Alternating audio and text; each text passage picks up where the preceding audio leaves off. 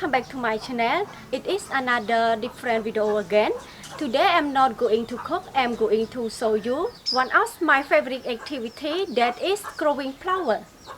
So today I'm going to buy some flower to grow in my garden here. So if you enjoy my video, don't forget subscribe to my channel and hit notification bell. It helps me a lot, it helps the video a lot. Thank you so much, bye bye.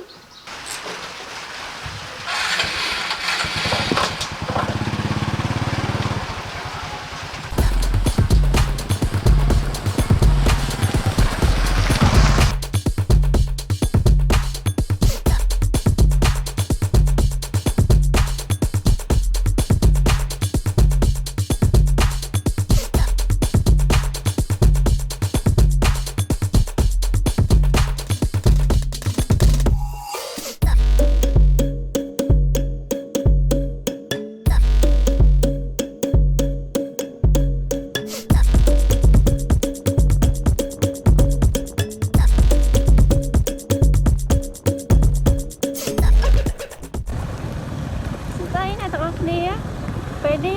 ខ្ញុំកំពុងតែធ្វើដំណើរទៅយកប្អូនស្រីពីកន្លែងការងារហើយនឹងបន្តទៅទិញផ្កាជាមួយគាត់តែម្ដង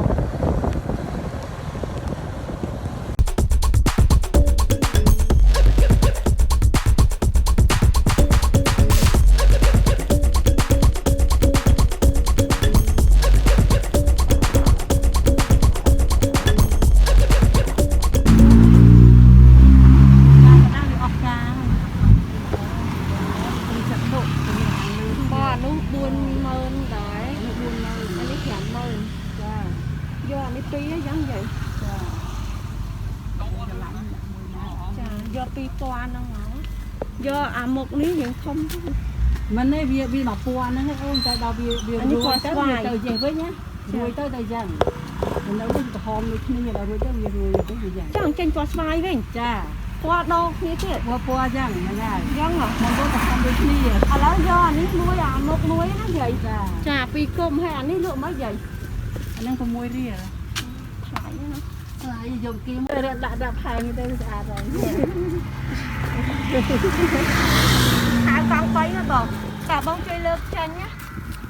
យាយនឹងអ្នកឯងញ៉ាំអ្នកឯងតាឲ្យដឹកឲ្យគេមិនហ្នឹងយកដល់សកាចៅនេះមកបរិយគេរៀបចំឡើងផ្ទះនេះក៏ឡើងវត្តស្អាតដែរអានេះយាយខំនេះអាហ្នឹងខំមែនយាយ35អាហ្នឹងចា35 $25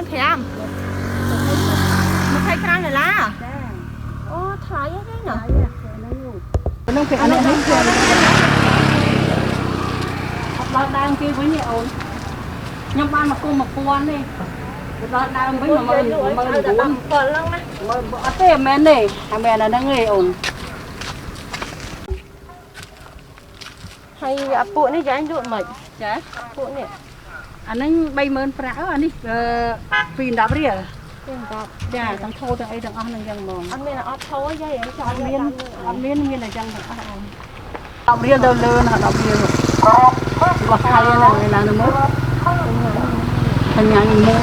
បងលមូបងនេះអត់កញ្ញាចានេះអត់ទេនេះថៃដែរតែវាលាអានោះរបស់វាគីឡូមូនេះស្អាតចាណាវាពោះទៅចងបានយាយ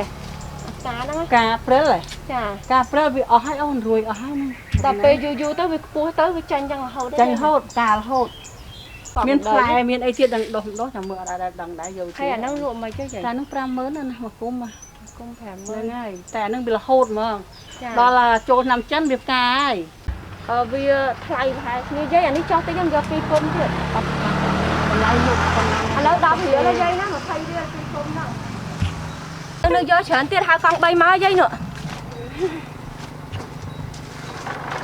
ហ្នឹងយាយណាមកចៅនៅយកទៀតហើយយកអានេះយាយ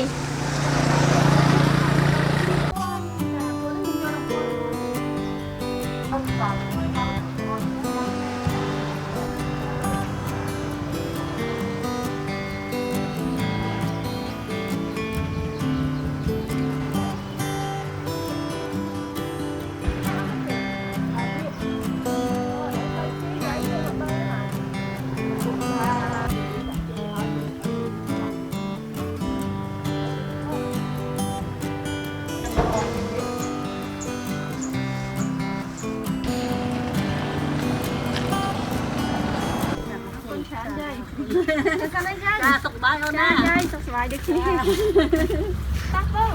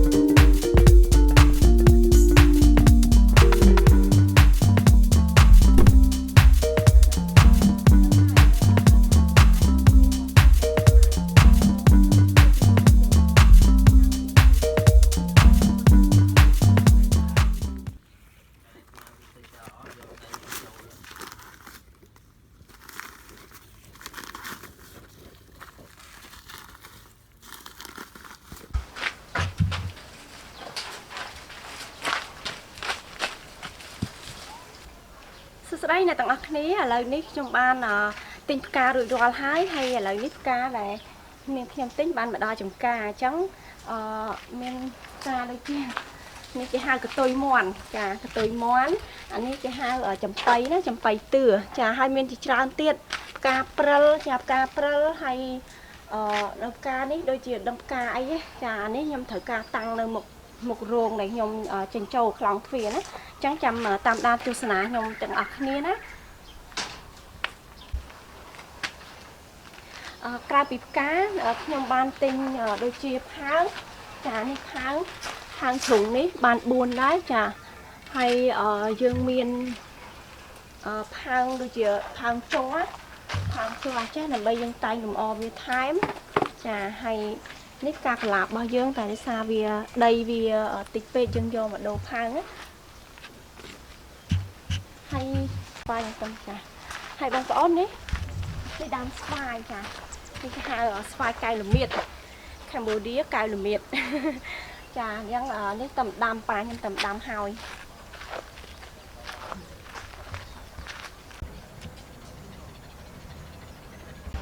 ចាឥឡូវនេះយើងដល់ពេលបាយថ្ងៃត្រង់ហើយ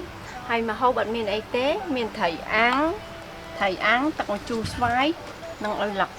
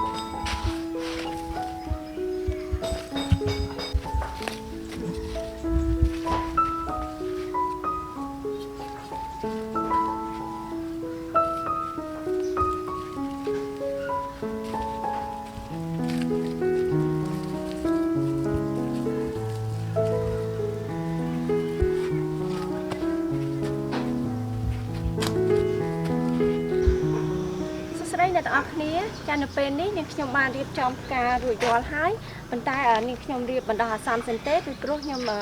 កម្រងចង់ធ្វើដូចជាខ្លោងទ្វារពីមុខនិងទ្វារដើម្បី